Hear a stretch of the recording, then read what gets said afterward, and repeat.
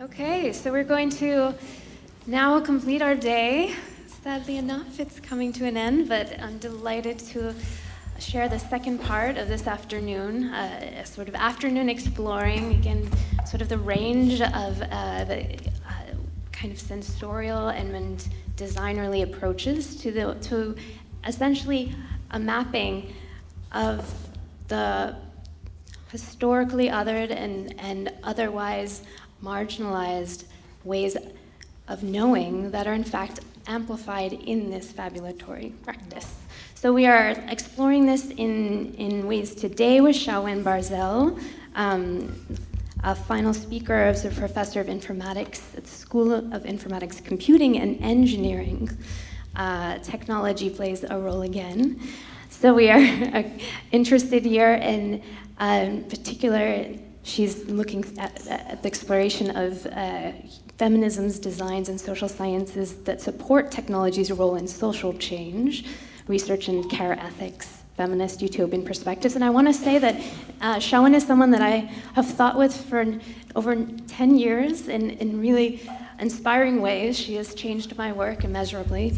And I've kind of learned from her theoretical commitments, but also this sort of pioneering translational work that she has done from sort of the humanities and sort of humanistic perspective into a computing field that has been, for a long time, rather uncritical and has shaped that field so impressively. So I'm so delighted to hear your talk and get to experience the next stage. Thank you.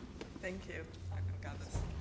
Thank you very much, Daniela, for a very generous introduction. I want to first take a moment to give a big shout out to all the organizers in the room and also outside the room for a very, very amazing day.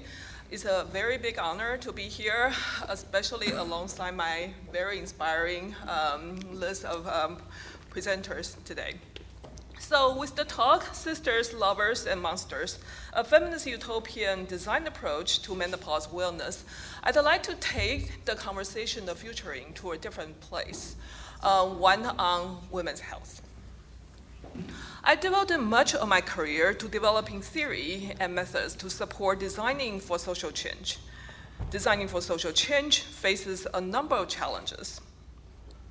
Many prevailing methods are commercially focused and/or technocentric or scientific. Feminist and critical approaches and concerns are often treated with suspicion. The sheer scale of social issues can make efforts at intervention daunting, even utopian. But is utopianism a bad thing? In recent years, I've taken up a new interest in it. Utopianism reminds us that the future can be more than a little better. Utopianism reminds us that future could be radically better. One recent definition of utopia is that it constitutes a vision of a wholesale restructuring of our social and political universe according to some rationally worked out plan. Often these take the form of a literary vision, such as an island in the sea featuring an ideal society. But as we all know, utopia has a bad reputation. Utopias, in describing perfect end states divorcing from our everyday present, seem to offer no concrete social strategies or tactics to get from here to there. In other words, by focusing only on the utopian future, they fail to account for our mundane present. Utopianism, in this critique, seems to be no more than a fantasy. In my work, I've turned to a theoretical perspective that I find both practical and inspiring, and that is feminist utopianism. This is a long-term project I've been working on since 2013. I believe that feminist reworking of traditional utopianism not only addresses the problem of no way to get from here to there, but feminist utopianism can also integrate well with design methods. So how does it work? Feminist theorists have argued that the problem is not with utopianism itself, which they view as a yearning for a radically, rather than incrementally, better future. Rather, the problem is with how utopian thought has traditionally been carried out. usually by a solitary philosopher, if you think about Plato and Augustine, Thomas More, and people like that, who, like a god, legislates an ideal society. More specifically, traditional utopianism, according to feminists, looks something like this. It is product-oriented. That is, the main result of utopian thinking is a utopian vision, the ideal society, for example. This means that it produces a single finished image, that the utopia as vision. And this social vision is legislated by a single person who is guided by a philosophical system, which also is usually his own. And this vision is totalizing and comprehensive. Further, as a part of its totality and comprehensiveness, there is a place for everyone. And as it is an ideal society, it is a good place. Thus, no one is marginalized in this society, and there is no conflict either. So it is perhaps not surprising, given such an underlying epistemology, that traditional utopias simply cannot be achieved. The right column you see here summarizes how feminism reconfigures utopianism. It emphasizes that utopianism is a process, an activity. It is not an image of the ideal society. As a result, the final image is left intentionally out of focus, while the utopian thinker pursues, in McKennan's phrase, multiple futures in progress. The process itself is democratically participative, and it is guided by a philosophical system, including an ethics. But importantly, this philosophical system is itself contingent and malleable. The utopian thinker gains traction by converting a critique of the mundane present into opportunities for immediate action. It does not wait for a better future to arrive. It goes after it instead. And feminist utopianism takes a special interest in conflict and those who are marginalized in it and by it, rather than envisioning a society without conflict, which entails denying the existence of the marginalized. Feminist utopianism instead uses the voice of the marginal as a starting point, and conflict is seen as driving the process. I shift now to talk about how feminist utopianism has helped to shape my research on designing for social change. I've been doing research on the experiences of menopause since last spring with a few colleagues, Shaowen Bardzell, Amanda Lazar, and Norman Makoto-Su. At a high level, the methodology looks something like this. We want to start with the marginalized voices, rather than institutionally powerful ones, such as from health and medical research. Listen to those voices with both generosity and rigor. And importantly, rather than seeking to bury conflict or force a consensus, instead foreground that conflict. The marginalized voices and conflict, rather than traditional expertise and false consensus, drive the research and design agenda. And the goal of that agenda is not necessarily to result in a consumer product, but rather the discovery and disclosure of multiple better futures. The overall study design involves an empirical component of the predominantly women's menopausal experiences, followed by a design study seeking to develop and iteratively refine design frames for menopause. And finally, followed by the development of a provocative research through design or critical design projects that we will deploy and use to support co-design activities. The last box is faded because it's still in progress, and so today I will focus mainly on the first two. I also want to take a moment to talk about the concept of a frame. In design research, A frame refers to ways that designers structure an open and complex design space with infinite possibilities. If you think about global warming, environmental concerns, and that sort of thing, because this is wicked problems that defies a single solitary solution. So when designers name the actors and stakeholders, the problem to be solved, the means of solving it, and so on, they are framing the design. In other words, our primary intended outcome is not a particular design, but rather to generate new and better design frames concerning experiences of menopause.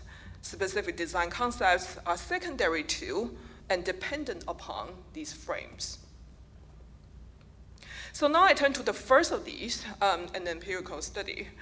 Jeffrey, Amanda, Norman, and I will present this work in May at the ACM Chi conference in Glasgow. So we turned to Reddit and similar sites last spring to learn about women's experiences with menopause. After reading through the diverse sites that we chose to focus on the menopause subreddit because it was sufficiently large to study and because, unlike forums based in other countries, we understand the health system that the Redditors were discussing. So the data set that we worked on were from the menopause subreddit from June 2012 through March 2018. During that time, there were 417 threads with more than 600 uniquely identified authors with a median of 7 comments per thread. We coded 300 threads and more than 2,000 comments, which constitutes approximately 72% of the entire menopause subreddit corpus. Inspired by feminist social science methodologies, we combine thematic analysis and interpretivist methods to understand women's lived experiences as manifested in these texts. So inspired by feminist utopianism, we asked, where are these conflicts? Who is or feels marginalized by them? And how can our research amplify their voices and agency? And what might be the multiple futures in progress for menopause? Following one of the subreddit posters, we started referring to the written discourses about menopause as blood language. Our goal was to analyze women's textual production as it is actually written.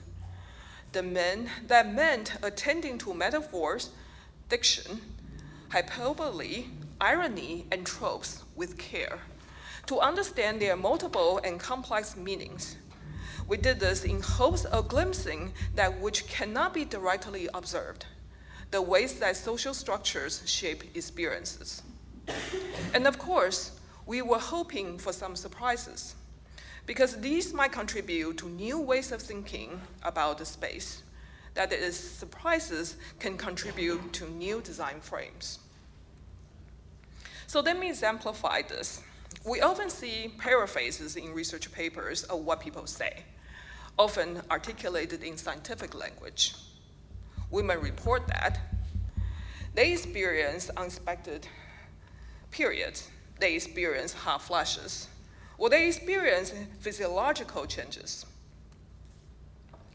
But when one reads their words as they were written, whole new meanings emerged. Redditors wrote, "The last 2 floods were so heavy, it felt like a cough. I had to wring out my shirt from sweat. My body was hijacked by an alien." We wanted the more delicate and surprising meanings in the right column to influence how we thought about menopause as a design space. In the research, we extended the Redditor's notion of blood language to a number of blood themes, but I will only discuss 4 of them today in the interest of time. The first selection of quotes I want to share are connected to women's experiences with health and medicine. One woman in the subreddit writes, "There are very few resources or even apparently much interest with the medical community, just a sort of blithe indifference about normal questions and concerns.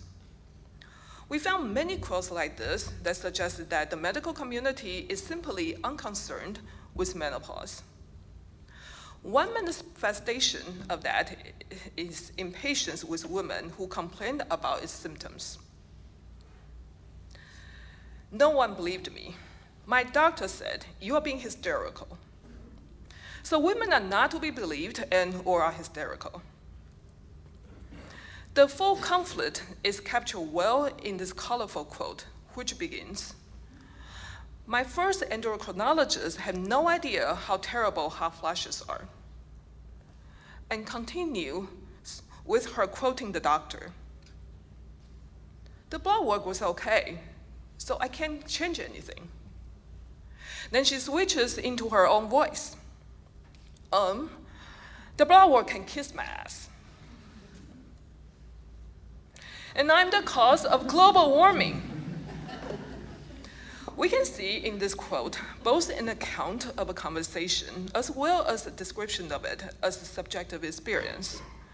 The tone is one of exasperation, and its humor helps undercut negativity of its central point, that doctors and patients are having different ideas about what counts as medically significant. And so several design frames come into view from these quotes. Design can support more expressions of menopause experiences to facilitate understandings of a wide range of experiences. That design can support better understandings of what does or should count as medically significant. And design can support medical professionals who actually do take women's health seriously. Right now, for example, they can be hard to find. The second theme, and the darkest of this talk, is that of blood monsters. The metaphor of the monster was ubiquitous throughout our data set. Women uses the languages consistently to characterize menopause as a kind of supernatural possession. This was a surprise to us. Individuals describe how they had woke up in a stranger's body, how there is a beast inside me, both physically and mentally, or how they feel their body being hijacked by an alien. One woman writes, "I've always been sweet-natured. Now I'm a raging bitch, a person who once loved sex and now can be bothered and is dreadfully unhappy. I want my sweet demeanor, lay back me back." As before, this quote goes far beyond an expression of individual symptoms. It is primarily focused on social world. Being a bitch or sweet demeanored are not private feelings, but rather ways of engaging and relating to others. This next quote takes the monster theme straight into horror fiction. The Redditors begins, "My son wants to be a screenwriter, and I told him there's a market for a movie that metaphorically depicts menopause, in the way that The Exorcist depicted the female puberty, and Aliens depicted pregnancy and childbirth. And David Cronenberg depicts all manner of reproductive horror." The fact that so many women express themselves as possessed, inhabited, and turned into monsters has clear links to horror fiction, links made explicit in this quote. According to Noel Carroll, a philosopher of art who specializes in horror fiction, horror is defined by two features, unknowability and impurity. The monster of horror fiction is impure because it violates our conceptual categories, and this violation gives us fear, both because it threatens us with violence and also intellectual confusion. But not all monster stories are negative. One woman tells a story in which she and her husband are dining at a cafe. Their romantic lunch is disrupted by a rude couple at the table next to them. The woman writes that in the past, she was timid and would have just put up with it, but no more. "I instead became a She-Hulk. I went straight up to the couple, told them in no uncertain terms they'd ruin our lunch. The tone of the whole quote makes it clear that this transformation is positive. Her transformation into a monster has actually given her a superpower that she didn't have before, and she's enjoying that new power. And on the lighter side, the transformation of menopause often falls short of the monstrous, with one woman ruefully admitting that she is becoming one of those people she swore she wouldn't become, round and matronly. The provenance of the horror theme struck us as capturing a specific problem and the subjective experience of that problem. The problem is that it is systematically difficult for women to find the right kinds of knowledge and information. The subjective experience of that can be one of terror. Normal blood work numbers may not be sufficient to measure someone who is experiencing disruption to their very identity, destroying, as one Redditor put it, the woman I've spent 20 years trying to become. The third theme is the relationship between women and their spouses and partners. The thought of being genetically past my sell-by date is hard. In a culture that's relentlessly obsessed with youth, I feel like my worth as a human is rapidly fading away. The sell-by-date metaphor references a woman no longer being fertile, and the effect is dehumanizing. She's like food that is no longer fit to eat and should be discarded. That a woman's fertility, and by extension sexuality, is tied to her value also has strong implications for another major side of conflict seen throughout our study, romantic relations. Here, we have a rare quote from a man on the superreddit. Though the vast majority of the posters on the superreddit we study are women, men do participate. And when they do, most of them are husbands or partners talking about their sex life. Many express their support and understanding, but not all of them.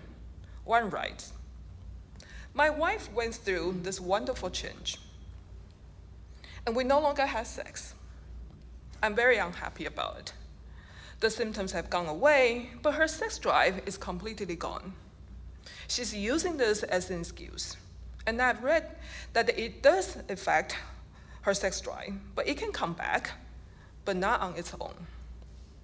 Evidence of conflict is everywhere in this quote, from the use of sarcasm to the accusation that she's using this as an excuse, and the implication that she's not willing to do whatever it is that she's supposed to help it come back. The tone is clearly aggrieved and even self-pitying. Here's another quote from a man. "I'm just a suffering husband, confronted with the horrible reality that is menopause.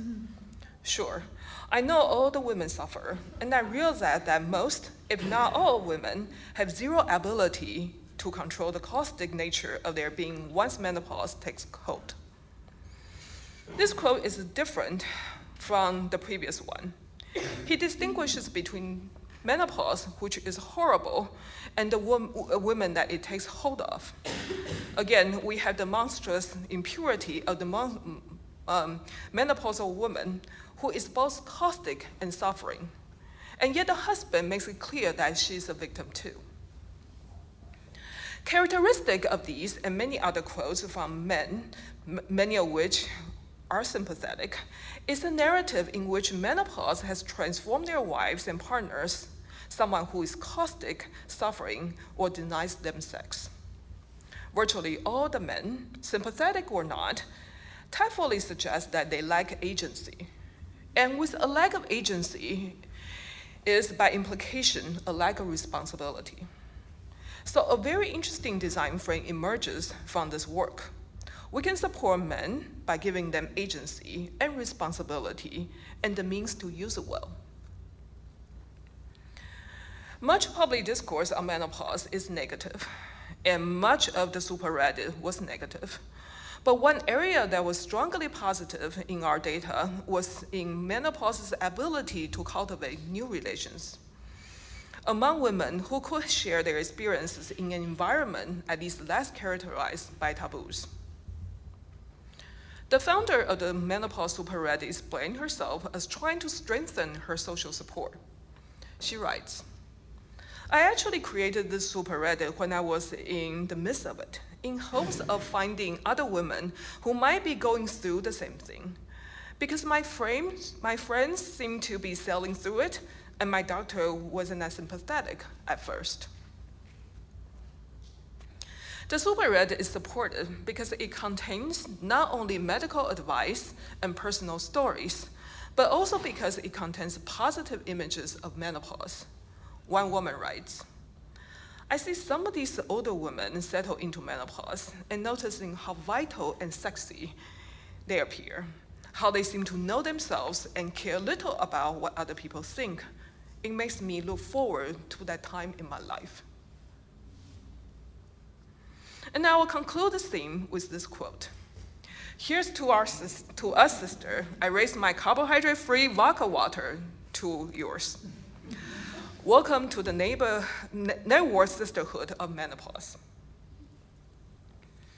These quotes offer several ideas of how design might address menopause. Social support is clearly important during menopause, and social networking sites like Reddit are offering new ways to provide it. The extent to which such technologies are available beyond certain geographic and economic limits is highly questionable. Moreover, there are dimensions to menopause that are highly variable from cultures, as the various metaphors and figures of speech have shown. And finally, popular images of menopause are mostly negative, and these are consumed not only by women in menopause, but also men and women of every age.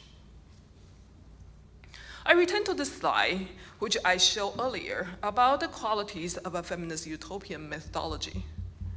This Reddit study doesn't embody all of the values of a feminist utopian approach, but I think it reproduces some of them, including its commitment to giving voice to the structurally marginalized. We heard from women about their experiences with the medical profession, rather than doctors or medical researchers. The Reddit study also foregrounded conflicts between women and the medical profession, women and their partners, and more deeply, women and themselves. All of this contributes to a critique of the present and shows some opportunities for concrete action. And it is towards our next step in the process and our pursuit of multiple futures in progress that I now turn. The next portion of my presentation is based on another paper that we will also present at CHI this year, entitled Reframing Menopause Experiences for HCI, that's Human-Computer Interaction and Design, once again co-authored by my colleagues, Jeffrey Bardzell, Amanda Lazar, Norman Su, and myself. Whereas the previous study was predominantly empirical, this particular study I will be sharing is more focused on design activities. As a first step, we sought to articulate a range of women's experiences statements derived from the Superred study, and then translate them into design propositions. For example, menopause is treated as mostly, but not exclusively, a negative phenomenon. Related design propositions are to distinguish between physiologically and ideologically negative experiences, to alleviate the former and to challenge the latter. Similarly, we found that menopause drove women to isolation. So a design proposition is to better support sociability in menopause-relevant situations. That menopause experiences can be difficult to put into words can be addressed by supporting self-expression. That menopause is taboo and shameful can be confronted by calling out taboos and supporting celebrations of menopause and menopausal experiences. that it is a form of self-alienation, can be addressed through design by supporting self-relations, self-discovery, and self-expression. And finally, that menopause is treated as no big deal and that women are seen as hypochondriacs, we can address by supporting diverse ways of legitimating and acknowledging women's experiences. That menopause can disrupt sexual intimacy can be addressed through sex aids, sex education, and as we saw earlier, given agency and responsibilities to partners. And our methodology from there looks something like this. We did an empirical study which helped us form design proposition, which I have just shown. From there, we developed design proto-frames, that is, proposals for a way of framing one or more design concepts. A proto-frame might focus on creating mechanism to support self-expression of menopause experiences, or making smart households smart about menopause. Next, we develop design concepts within those frames. For example, we use what-if scenarios. In Sweden, for example, and other countries, social services give expecting parents a maternity package containing infant clothing, nappies, linens, and other childcare necessities. We asked, what if women in menopause were given menopause packages? What would they contain? Of course, many of the design concepts in our what-if scenarios were not very good. I will show some of those. Some concepts, for example, seem good at first, but then we later realize they have some undesired side effect or consequences. Such a design made us reevaluate our proto-frames. In other words, this was an iterative process of proposing frames and design scenarios and concepts, and then evaluating a concept, re-evaluating the frame that produced it, and reconfiguring the frame as a result, and then developing new concepts within it, and so on. Over time, this led us towards more promising frames that we started to converge on for future work. In the end, we created nearly 100 what-if scenarios, eventually developing about 30 into shareable and discussable form, and finally settling on 4. I only have time today to talk through a few to give some sort of the flavor and direction of them. I will also talk frankly of their shortcomings, rather than attempting to argue that this work is practically perfect in every way. In disclosing our shortcomings and failings, we support learning and engagement from the community of feminist commitment. This one is what if a stress ball can track and relieve one's menopausal symptoms and connect them to others. This was quickly discarded as trying too literally to solve problems. If menopause is stressful, we'll make an aromatherapy stressful, but menopause is also isolating. So we will connect the stress ball to social media and geolocation technologies.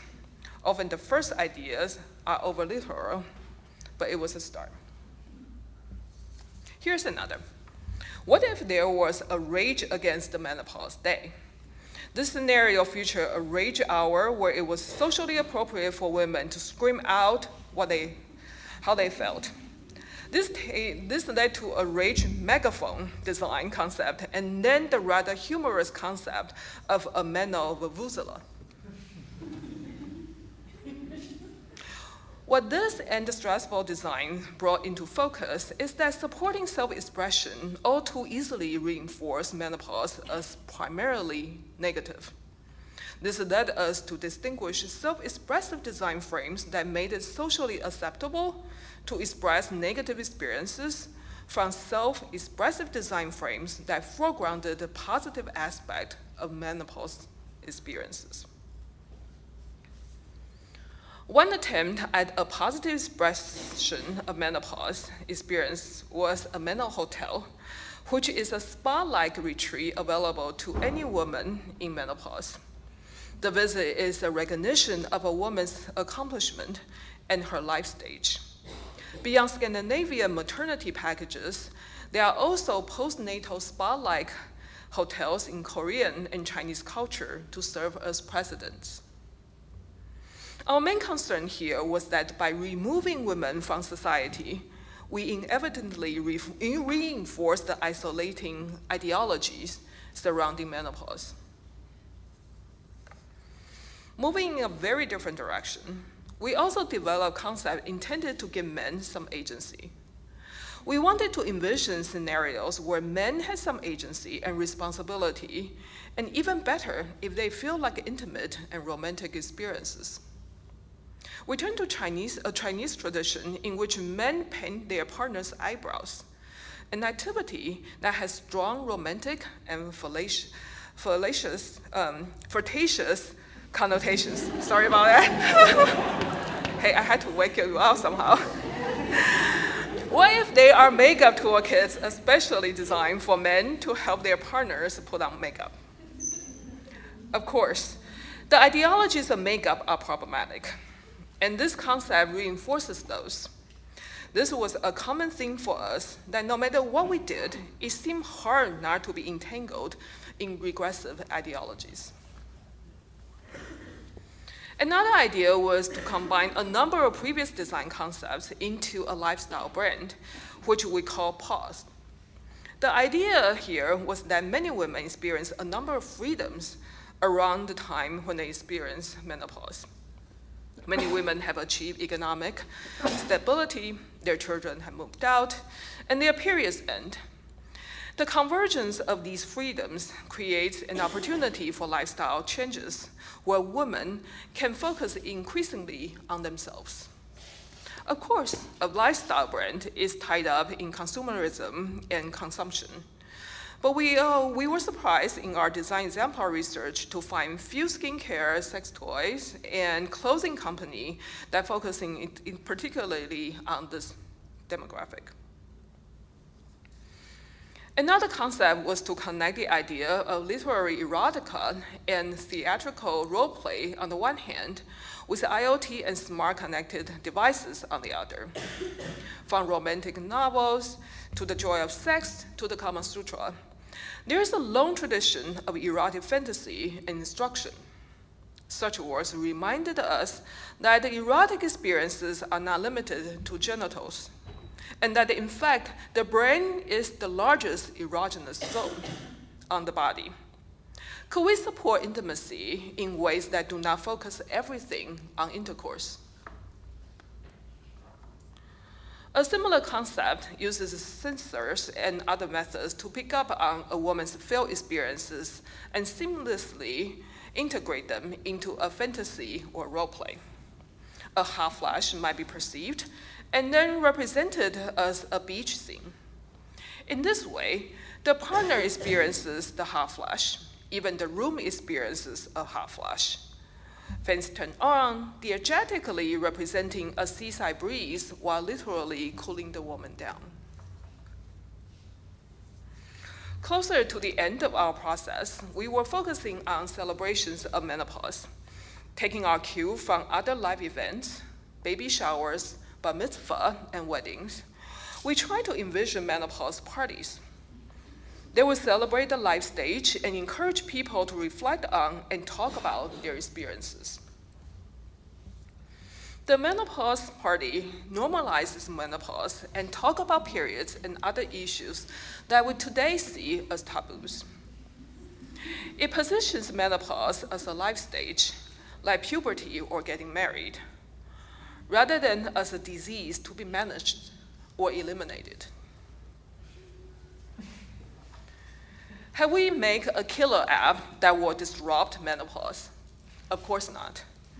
What this phase did give us few months to entertain in a concrete and iterative way, multiple possible futures in progress. The project was guided by theory, specifically our readings from feminism and other theories as well, theories from art, film, and literature, for example. As each potential future came into focus, it gave us new leads to pursue, that is, to act. What neither of the studies I presented have yet achieved is meaningful democratic participation. The most we can say in that regard is that our Red study at least allowed women there to shape our design agenda. So the next part of the project is design and deployment, where we are developing a series of provocative design concepts and will deploy them in women's homes for several months and iterate accordingly. This will also include co-design activities with women and other stakeholders. By way of conclusion, I want to offer some reflections on feminist utopianism and its relationships to design.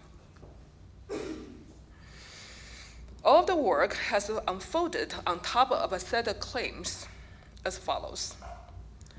Utopianism is necessary to have any politics at all. But utopianism is vulnerable to the fantasy critique. Feminist revisions of utopianism offer a tractable pathway from here to there. And this includes attending to marginal voices, foregrounding conflict, and pursuing multiple futures in progress. And design activities seem to fit with the feminist utopian pathway. And one discovery along the way has been that the feminist utopian values of attending to marginal voices, foregrounding conflict, and pursuing multiple futures in progress seem to be highly productive of design frames. Likewise, old-fashioned user-centered research methods, theories of experience, and social computing, and methods like what-if scenarios all provide concrete, actionable, and teachable methods with which to pursue utopia, further helping expand utopian thinking beyond the province of philosophers and novelists into new discipline. The combination of feminist utopianism with design methods can help all of us to improve our ability to hear and to respond to marginal voices. It allows us to explore a radically better future as designers without attempting to define what that future is as a prerequisite to action. And above all, it supports and demands action in the present, not mere yearning or the vague promises of design for debate. With that, I want to thank my collaborators and the funding agency that made this work possible, and all of you for listening. Thank you.